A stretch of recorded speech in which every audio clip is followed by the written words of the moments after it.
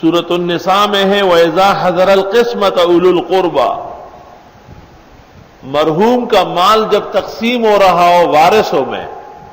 اور ایسے رشتہ دار آئے جن کا بنتا نہیں، جیسے ماموں، چچا، تایا،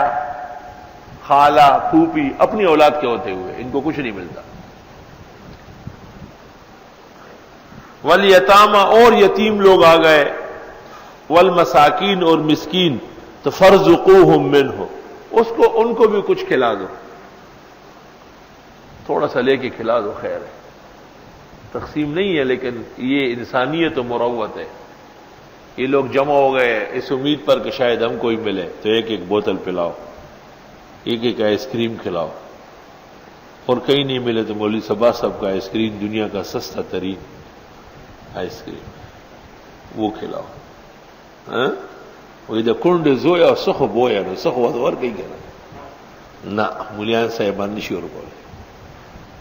نہیں تو پسار ادھرے گا ہم سے شہنگر گئے۔